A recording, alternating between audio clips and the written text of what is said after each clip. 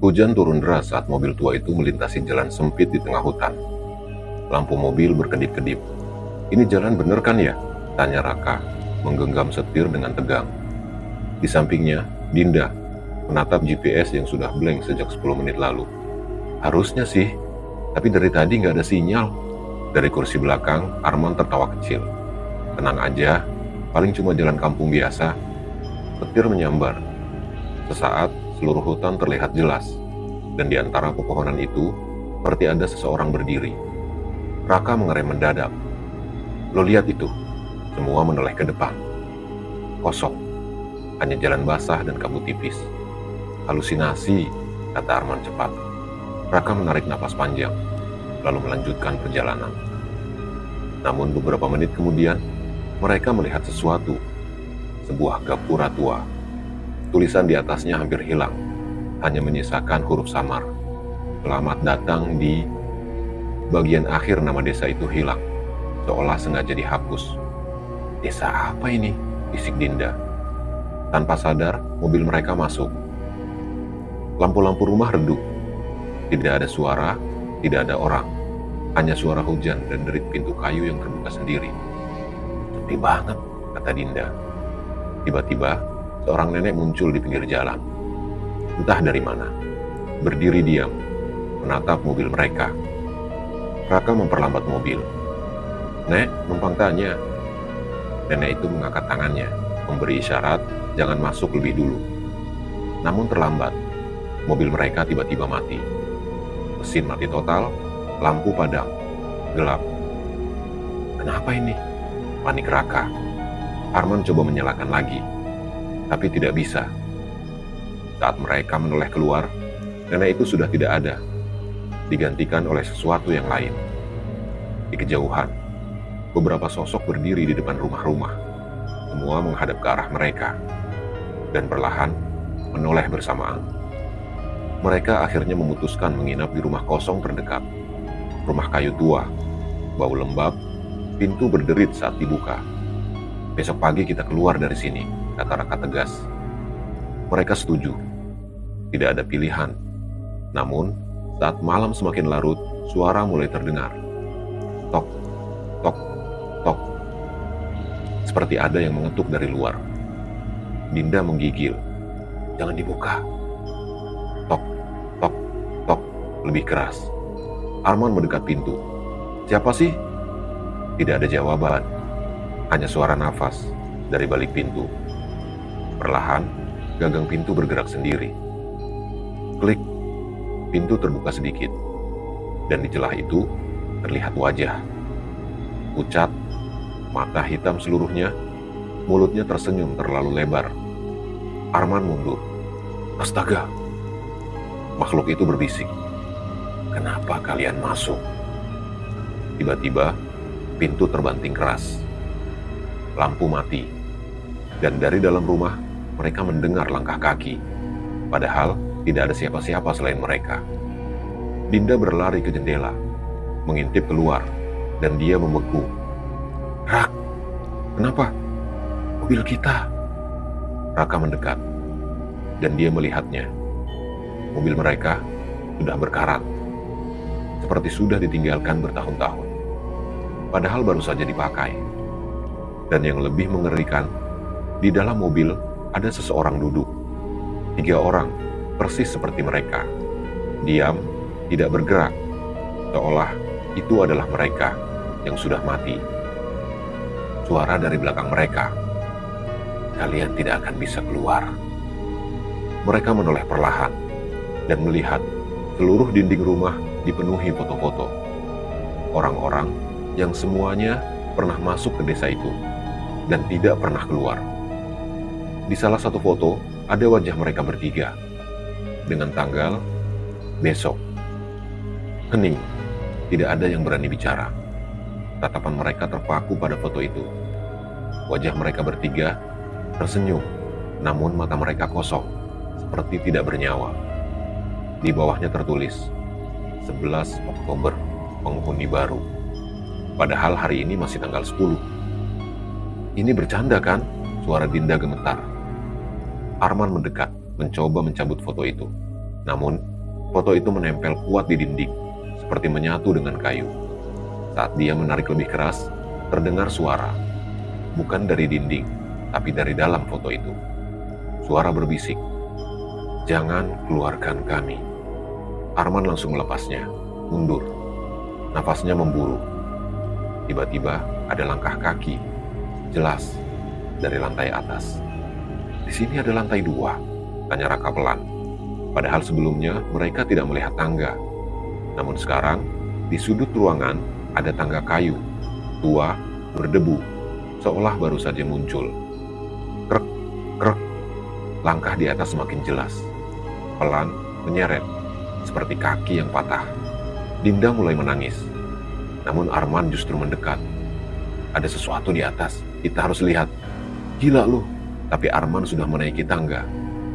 Krek, setiap langkah berbunyi keras. Raka akhirnya ikut, dengan senter di tangan. Begitu sampai atas, lorong panjang terbentang. Padahal rumah itu dari luar terlihat kecil. Tidak mungkin punya lorong sepanjang ini. Dindingnya penuh goresan, seperti bekas kuku, dan tulisan berulang-ulang. "Jangan tidur, jangan percaya, mereka bukan manusia." Tiba-tiba, pintu di ujung lorong terbuka sendiri. Krek. Gelap di dalamnya. Arman menyorotkan senter, dan mereka melihat seseorang duduk di kursi, menghadap ke dinding, rambut panjang menutupi wajah. "Pak," panggil Arman. Tidak ada jawaban. Raka mendekat perlahan. "Pak, kami tersesat."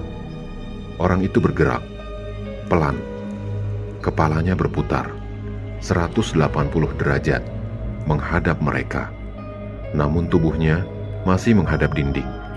Matanya hitam, mulutnya robek sampai telinga.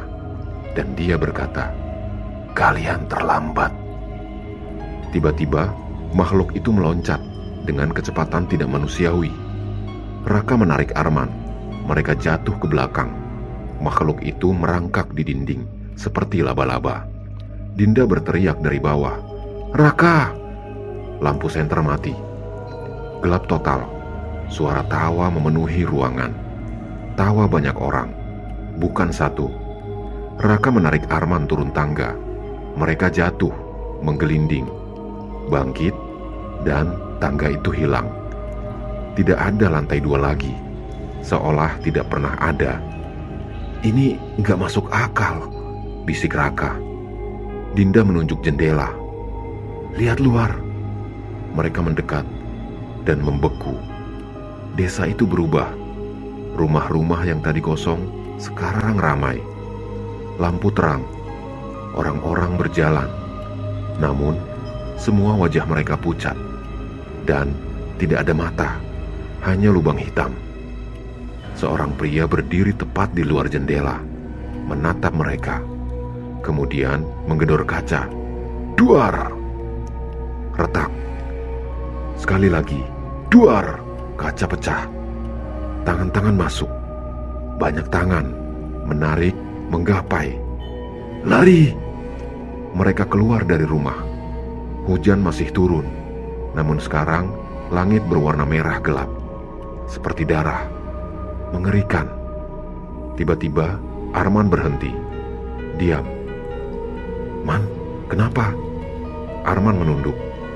Tubuhnya gemetar. "Gue dengar suara ibu gue." Dinda panik. "Jangan dengerin." Namun terlambat. Dari belakang Arman muncul sosok wanita. Wajahnya rusak, namun mirip ibunya. "Arman, pulang." Arman menangis. "Ibu?" Raka berteriak, "Itu bukan ibu lu." Namun Arman berjalan mendekat. Senyum. Air mata jatuh. Dan saat dia memeluk sosok itu, krak, lehernya berputar 180 derajat. Seketika tubuhnya jatuh. Mati. Dinda menjerit histeris. "Arman!" Raka menariknya paksa. "Dia udah mati. Kita harus pergi." Namun saat mereka menoleh lagi, tubuh Arman sudah tidak ada. Digantikan oleh salah satu warga desa, berdiri, diam, menatap mereka dan tersenyum. Tiba-tiba, suara yang sama seperti di rumah tadi. Kami butuh 3 orang lagi. Raka dan Dinda saling menatap, ketakutan. Karena sekarang mereka sadar, desa itu belum cukup korban, dan mereka adalah pengganti berikutnya. Hujan belum berhenti. Raka dan Dinda berlari tanpa arah. Nafas mereka terengah-engah. Namun yang paling menakutkan bukan lagi desa itu, tapi keheningan di antara mereka. Arman sudah mati, dan sekarang hanya mereka berdua. "Rak," suara Dinda pelan. "Kita keluar dari sini, pasti ada jalan." Namun saat Raka menoleh, Dinda tidak ada di belakangnya. Kosong, hanya jalan becek. "Dinda?" Tidak ada jawaban. "Raka," suara itu datang dari kiri, pelan, seperti bisikan. "Raka, sini." Itu suara Dinda. Raka mengikuti, masuk ke gang sempit. Semakin gelap, semakin sunyi. "Dinda?" Langkahnya berhenti. Di ujung gang ada seseorang berdiri, membelakangi. "Din?" Sosok itu menoleh perlahan. Bukan Dinda. Wajahnya rusak, kulit mengelupas, matanya kosong, dan dia berkata, "Kenapa kamu ninggalin kami?" Tiba-tiba banyak suara muncul, berbisik bersamaan. "Kamu juga akan tinggal di sini." Raka berlari keluar gang, panik, nafasnya tidak teratur. Tiba-tiba dia melihat Dinda duduk di tengah jalan, diam, menunduk. "Dinda!" Raka menghampiri. Dinda mengangkat wajahnya perlahan, tersenyum, namun matanya hitam sepenuhnya. "Rak," suaranya berbeda, berat, seperti ada 2 suara dalam satu tubuh. "Kita nggak perlu keluar." Raka mundur. "Apa maksud lo?" Dinda berdiri, pelan, kepalanya miring, gerakannya patah-patah. "Di sini lebih tenang." Dinda tiba-tiba tertawa, keras, tidak wajar. Suaranya berubah-ubah, kadang seperti anak kecil, kadang seperti nenek tua, kadang seperti banyak orang sekaligus. "Kalian semua selalu melawan." Raka gemetar. "Lo bukan Dinda." Dinda mendekat, langkahnya menyeret. Benar, dia bukan Dinda. Lalu kepala Dinda bergerak cepat, menatap Raka dengan senyum lebar. "Kami sudah lama di sini." Tiba-tiba Raka melihat sesuatu, seperti potongan memori. Desa itu puluhan tahun lalu masih normal, orang-orang hidup damai. Namun suatu hari, seorang kepala desa melakukan ritual, mengorbankan penduduk untuk keabadian.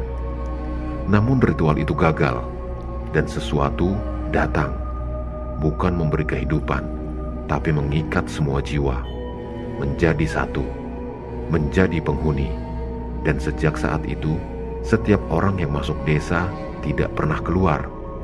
Mereka dijadikan pengganti agar jumlah jiwa tetap. Raka terjatuh, kepalanya sakit. Jadi, kita cuma korban berikutnya. Dinda atau apapun itu tersenyum. "Kalian bukan korban. Kalian adalah penerus. Setiap siklus butuh 3. 1 sudah kami ambil. Itu Arman. Sekarang tinggal 2. Raka menatap Dinda dengan air mata. "Gue gak akan biarin lo jadi kayak mereka."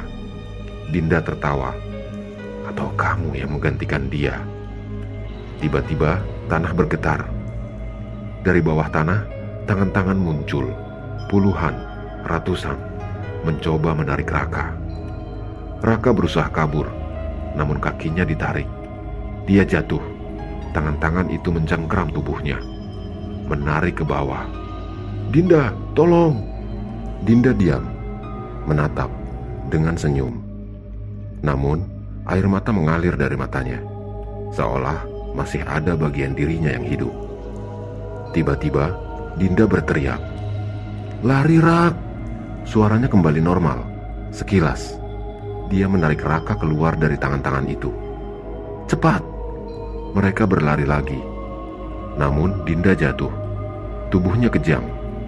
"Rak, gue gak kuat." Raka menahan air mata. "Lo harus kuat." Dinda menggenggam tangan Raka. "Kalau gue berubah lagi, jangan percaya gue." Tiba-tiba kabut terbuka, dan di depan mereka ada sesuatu yang tidak seharusnya ada. Gerbang keluar desa terlihat jelas, terang seperti harapan. Namun di depan gerbang itu berdiri puluhan warga desa, termasuk Arman, yang kini bukan lagi Arman. Sosok Arman melangkah maju. Senyumnya terlalu lebar. Keluar itu mudah. "Cukup satu tinggal." Suara warga lain mengikuti. "Satu tinggal, satu tinggal, satu tinggal." Seperti mantra, menggema, masuk ke kepala. Raka menggenggam tangan Dinda. "Gue gak akan tinggalin lo." Dinda menunduk. Tubuhnya kembali gemetar. Bisikan mulai terdengar lagi di kepala. "Kamu milik kami. Kamu sudah hampir jadi." Dinda memegang kepalanya. "Rak, mereka makin kuat." Raka panik. "Kita cari cara lain." Namun tidak ada jalan lain selain gerbang itu. Tiba-tiba seorang warga tua maju. Wajahnya retak, namun suaranya jelas. "Kalian salah paham." Raka menatap tajam. "Maksud lo?" Orang tua itu tersenyum. "Yang tinggal bukan yang mati. Yang tinggal yang hidup." Raka membeku. Dinda juga. "Kalau kalian memilih satu untuk tinggal, dia tidak mati. Dia akan menjadi penjaga. Dan yang keluar tidak akan sepenuhnya hidup." Raka mundur perlahan. "Jadi yang keluar?" Tubuhnya keluar, jiwanya tetap di sini. Sunyi, hanya suara nafas mereka. Berat, tidak stabil. Dinda tiba-tiba berlutut, menjerit, "Rak!" Matanya berubah lagi, hitam. Air mata bercampur darah. "Gue gak bisa nahan." Tangannya mencakar tanah. Kulitnya mulai menghitam, seperti membusuk. Raka memeluknya. "Lo harus kuat." Dinda tersenyum lemah. "Udah terlambat." Dinda menggenggam wajah Raka. "Dengerin gue. Kalau gue jadi mereka, gue bakal nyakitin lo." Raka menggeleng keras. "Enggak." "Raka." Suara Dinda berubah lagi, menjadi banyak suara. "Kami lapar." Dinda menahan dirinya, berteriak, "Sekarang pilih." Raka berdiri, menatap gerbang, menatap warga, menatap Dinda. Air matanya jatuh. Pilihan itu tidak adil, tidak manusiawi. Namun, waktu habis. Tanah mulai retak lagi. Tangan-tangan muncul, lebih banyak dari sebelumnya. Raka menarik Dinda berdiri, menatap matanya. "Maafin gue." Dinda tersenyum, seolah sudah tahu jawabannya. "Gue juga." Namun, tiba-tiba Raka mendorong Dinda ke arah gerbang. "Lo yang keluar." Dinda terkejut. "Rak, enggak." Raka menahan warga yang mencoba mengejar. "Gue yang tinggal." Dinda berlari ke gerbang, menangis. "Raka." Raka tersenyum. Untuk pertama kalinya sejak mereka masuk desa, tenang. Setidaknya salah satu dari kita hidup. Warga desa berhenti, tidak mengejar, hanya tersenyum. Saat Dinda hampir melewati gerbang, sosok Arman berbisik, "Terima kasih." Dinda berhenti, perlahan menoleh. "Apa?" Arman tersenyum. "Pilihan yang tepat." Dan saat itu, Dinda melihat sesuatu di tanah, di depan gerbang. Ada banyak jejak kaki masuk, tapi tidak ada satupun jejak keluar. Mata Dinda membesar. Dia menoleh ke Raka. "Rak, ini salah." Namun terlambat, gerbang terbuka. Cahaya menyilaukan, menarik tubuhnya masuk. Raka terjatuh, sendirian, di tengah desa. Warga-warga mendekat mengelilinginya. Perlahan, dan di antara mereka, Dinda muncul. Namun sekarang, dia berdiri bersama mereka, tersenyum, dengan mata hitam, dan berkata, "Selamat datang penjaga baru."